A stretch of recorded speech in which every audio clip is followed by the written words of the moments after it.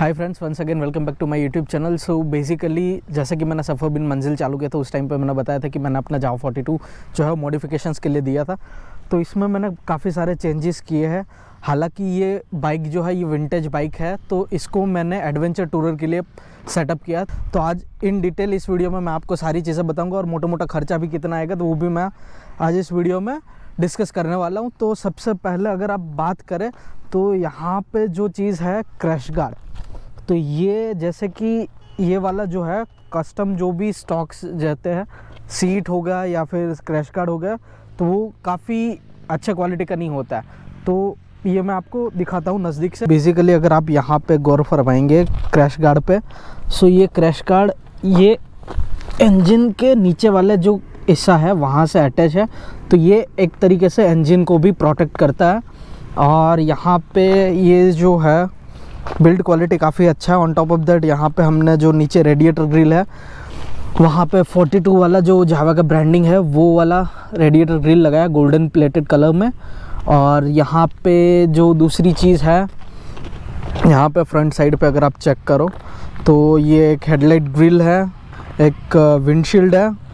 और दूसरी जो चीज़ है यहाँ पे क्रैश गार्ड पे हमने 2 फॉग लाइट सेटअप किया है और एक जो है वो मिंडा का हॉर्न सेटअप किया है, क्योंकि ये वाला क्रैश गार्ड के चलते यहाँ पे जो बोल्ट था तो वो ये वाले हॉर्न को थोड़ा सप्रेस कर रहा था, तो इसका साउंड उतना अच्छे से नहीं आ रहा था। तो हमने एक्सटर्नली दूसरा वाला जो है मिंडा कंपनी का ये वाला हॉर्न सेटअप कर दिया है। तो अगर आप उसका साउंड सुनोगे तो कुछ इस टाइप का होगा। और यहाँ पे नॉर्मल जो स्टॉक हैंडल होते हैं वो काफ़ी नीचे की साइड होते हैं, तो यहाँ पे भी हमने ये जो है handle size handle bar race किया हुआ है, ये आप देख सकते हो। सो यहाँ पे काफ़ी हमने सेटअप किया है। चार्जर और मैप के लिए है, दूसरा इंस्टा 360 रखने के लिए है। फिर यहाँ पे असर बिट का जो है ये हैंड गार्ड रखे हुए हैं। बाकी ऐसा हमने दूसरे मॉडिफिकेशंस इसमें नहीं किए, जो हैंडल था वही स्टॉक हैंडल है, बस सिर्फ हैंडल बार रेजर है ये हम लोगों ने अटैच किया है। और दूसरा जो मेन चीज़ है, जैसे कि आपको पता है स्टॉक सीट्स जो जावा के रहते हैं वो बम पेन फील होने लगता है 30-40 किलोमीटर कवर करने के बाद। तो ये स्पेसिफिकली लॉन्ग राइड के लिए बनाया है। तो ये आप देख सकते हो यहाँ पे ये जो वाला जो सीट्स है ये स्टॉक सीट्स अवेलेबल नहीं है, काफ़ी सारे ऑफ मार्केट में सीट्स मिल जाते हैं, लेकिन उसमें भी बम पेन जो होता है वो फील होता है। तो ये अलग से कस्टमाइज क्यूशन डला हुआ है, तो काफ़ी अच्छा क्वालिटी का मेमोरी फोम प्लस स्पंज है, तो वो आपको मतलब उतना बम फील पेन नहीं होगा। और दूसरी जो मेन चीज़ है यहाँ पे है पैनियर सेटअप। तो काफ़ी सारे लोग पूछते रहते हैं कि जावा 42 का ये पैनियर सेटअप कैसा रहता है, तो ये कुछ इस तरीके का इसका लुक है पैनियर सेटअप के साथ। सो ये पैनियर कुछ है 35 लीटर ईच। तो यहाँ पे अगर स्पेसिंग की बात करूँ तो स्पेसिंग अच्छी खासी है। तो ये वाला अगर मैं ओपन करता हूँ तो कुछ इस तरीके से इसका ओपन मैकेनिज्म है। सो यहाँ पे अगर आप चेक करोगे तो ये वाला जो नॉर्मल रॉयल एनफील्ड के पैनियर से उसके कंपेयर में काफ़ी ये अच्छा बिल्ड क्वालिटी का है।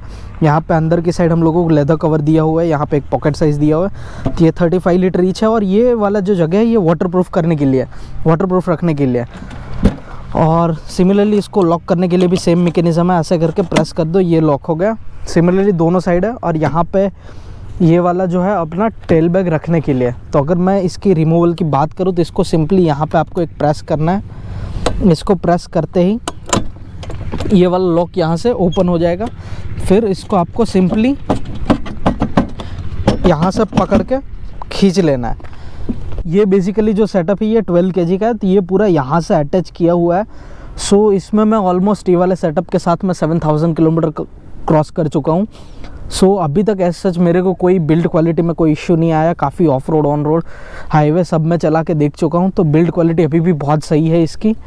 और सिमिलरली इस साइड पे भी यही वाला सेटअप है।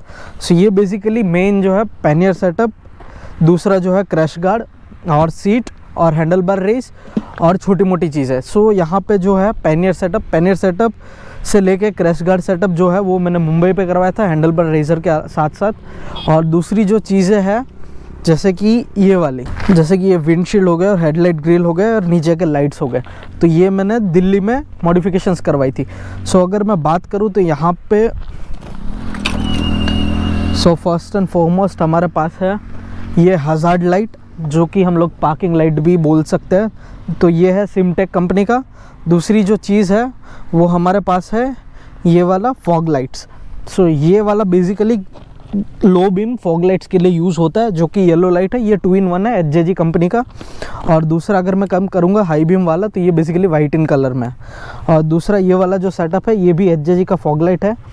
सो ये दोनों का दोनों fog lights depends on the terrain, उस हिसाब से सेटअप करवाया है। तो ये है पूरा ओवरऑल सेटअप हमारा। पे मैंने कुछ माउंटिंग सेटअप्स लगाए थे। तो ये फर्स्ट टाइम जब मैंने मॉडिफिकेशन के लिए दिया था वहाँ पे, उस टाइम पे ये विथ चार्जिंग अवेलेबल नहीं था, तो ये सिर्फ मोबाइल माउंट है। तो इसको बेसिकली हम लोग यहाँ पे कनेक्ट करके ये 360 रोटेट होता है, कुछ इस तरीके से ये सेटअप दिखता है। तो ये आप कुछ इस तरीके से फ़ोन होल्डर जो है आप इस तरीके से रख सकते हो और पूरा 360 रोटेट कर सकते हो। तो ये था विदाउट चार्जर और सिर्फ माउंटिंग के लिए। फिर दूसरा जो मैंने लिया था सिमटेक का, ये भी कुछ दिल्ली से लिया था मैंने। ये बेसिकली प्लग एंड प्ले वाला सिस्टम है। तो यहाँ पे नीचे का एक उसका कन्वर्टर दिया है, तो उसको साथ मुझे बस सिर्फ अटैच करना है। और यहाँ पे एक छोटा सा स्विच दिया है पावर ऑन ऑफ करने के लिए, ये वाला स्विच जो है वो। तो इसको बेसिकली यहाँ पे कनेक्ट करूँगे। यहाँ पे ये फास्ट चार्जिंग है, मैं आईफोन के लिए इसको यूज़ कर चुका हूँ। तो ये एक रिलायबल है और 1.5 साल की वारंटी के साथ आता है।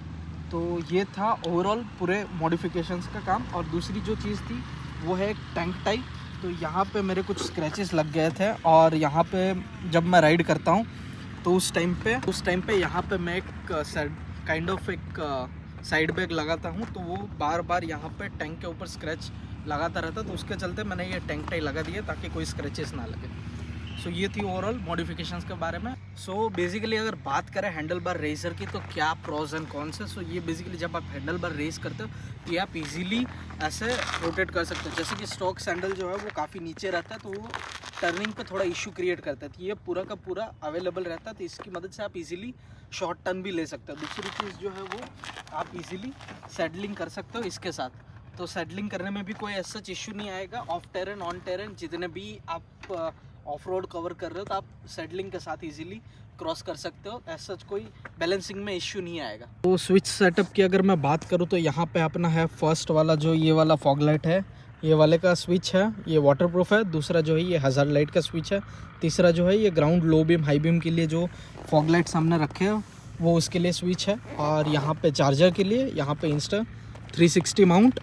सो ये बेसिकली कुछ इस तरीके से अप एंड डाउन कर सकते हैं। सो आई होप आप सबको मेरा जावा 42 एडवेंचर टूर सेटअप पसंद आया होगा। सो अभी बात करते हैं कॉस्टिंग की, तो कितना कॉस्ट लगा है पूरे मॉडिफिकेशंस में। तो सबसे पहले मैं बात करता हूँ जो ये पैनियर सेटअप था। तो जॉब फ्रेमिंग था पैनियर सेटअप को रखने के लिए, उसका कुछ कॉस्टिंग पड़ा था 10,000 रुपीज़। जो पैनियर्स थे उसका कुछ पड़ा था मेरे को 30,000 रुपीज़। उसके बाद सीट से लेके क्रैश कार्ड, फिर हैंडल बार रेजर और स्विच एक्सचेंज के बारे में, तो वो सब कुछ मिला के इंक्लूडिंग एचजेजी का जो फॉग लाइट है, जो फर्स्ट पेयर ऑफ सेटअप जो अपर की साइड था, वो सब मिला के 14,000 का हो गया। तो ओवरऑल कॉस्टिंग इतनी चीज़ों की मेरे को कुछ पड़ी थी 54,000। और ये सारी चीज़ें मैंने करवाई थी मुंबई से, हेमंत भाई दरबार के यहाँ से। उनका इंस्टाग्राम पेज है HDT कस्टम करके, और उनका खुद का यूट्यूब चैनल भी है। तो मैं लिंक डिस्क्रिप्शन में ऐड कर दूंगा, इंस्टाग्राम पेज का भी और यूट्यूब चैनल का भी। सो अगर आप चाहें तो उनके प्रीवियस वीडियोस और पोस्ट देख सकते हो वहाँ पे जाके। सो काइंड ऑफ ये सारी चीज़ें हर जगह पे होती है, लेकिन मेरे को जो बिल्ड क्वालिटी ऑफ वर्क था, और मैं हेमंत भाई को काफ़ी टाइम से फॉलो कर रहा था, तो मैं उनका 3-4 साल से ही ये पैनियर सेटअप वाला चीज़ देखते आ रहा हूँ। तो लाइक वो चीज़ कॉन्फिडेंस मुझे उनके यहाँ पे ही लगा था, तो इसीलिए मैंने मॉडिफिकेशंस के लिए वहाँ पे दिया था। बात करते हैं दूसरे सेट ऑफ मॉडिफिकेशंस की जो मैंने करवाई थी। वो थी नीचे एक और low beam high beam setup करवाया था एचजेजी का। वो मैंने दिल्ली से करवाया था, सांस मोटर शॉप से। सो वहाँ पे मैंने हेडलाइट ग्रिल, विंडशील्ड और एचजेजी का फॉग लाइट प्लस चार्जर वगैरह छोटी मोटी चीज़ें वहाँ से ली थी। तो उसकी ओवरऑल कॉस्टिंग मेरे को पड़ी थी 7,000 रुपीज़। सो ये ऑलमोस्ट लाइक 62,000 में मेरा ओवरऑल कंप्लीट बाइक मॉडिफिकेशंस हो गया था, जिस तरीके से आपने आगे देखा। कि वो पूरा लाइक इतना 62,000 में आप कंप्लीट एडवेंचर टूर बना सकते हो। अभी बात करते हैं प्रोस एंड कॉन्स की। सो मैंने अपने राइड के दौरान क्या क्या फील किया है ये मॉडिफिकेशन के थ्रू।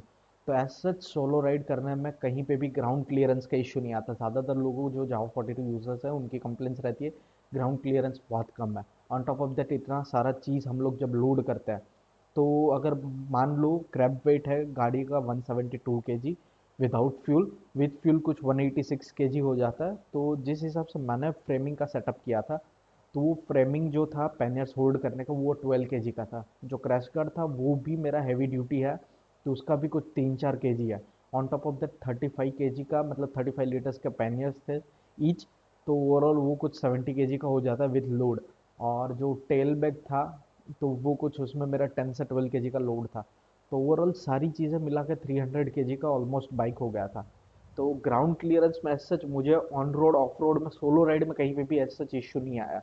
और इतना सारा लोड लगाने के बाद भी बाइक मेरा इजीली 120 प्लस क्रॉस कर रहा था। कुछ कुछ लोग होते हैं जो बोलते हैं कि भाई आपने 3 डिजिट ट्राई किया था स्पीड में क्रॉस करने का। हाँ डेफिनेटली इजीली हो जाता है। मैं हाईवे पे 110 120 मेंटेन कर रहा था इजीली। एज सच हैंडलिंग में कोई इश्यू नहीं आ रहा था, सारी चीज़ें स्मूथ थी।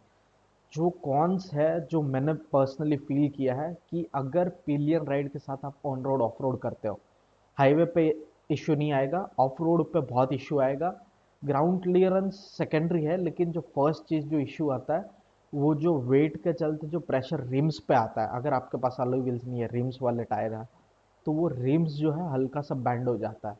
तो जिसके चलते व्हील अलाइनमेंट आपका जो है वो पूरा ऊपर नीचे हो जाएगा। तो वो एक चीज़ मेरे को दिक्कत लगी पिलियन राइडर के साथ। बाकी एज सच गाड़ी पूरा स्मूथ था, मेरे को कोई इशू इशू नहीं आया। 7,000 किलोमीटर मैं इस पूरे सेटअप के साथ क्रॉस कर चुका हूँ। लाइक ऑलमोस्ट आधे से ज़्यादा नॉर्थ इंडिया कवर किया हूँ मैं। तो ओवरऑल मेरी तरफ से ये पूरा जो सेटअप था जिस हिसाब से मैंने सोचा था उसी हिसाब से ये परफेक्टली हुआ। और अगर आपको इसके अलावा और कोई भी क्वेश्चंस है तो आप मुझे कमेंट बॉक्स में बता सकते हो। मैं ट्राई करूँगा आपके सारे क्वेश्चंस का आंसर देने के लिए। अगर आपको वीडियो पसंद आए तो लाइक कर दीजिएगा और चैनल को सब्सक्राइब कर दीजिए, और हो सके उतना वीडियो शेयर कर दीजिए जितने भी बाइक एंथुसियास्ट हैं और जो लोग भी आने वाले दिनों में मॉडिफिकेशंस कराना चाहते हैं, कोई सजेशंस चाहते हैं, तो definitely I can help you with that thing.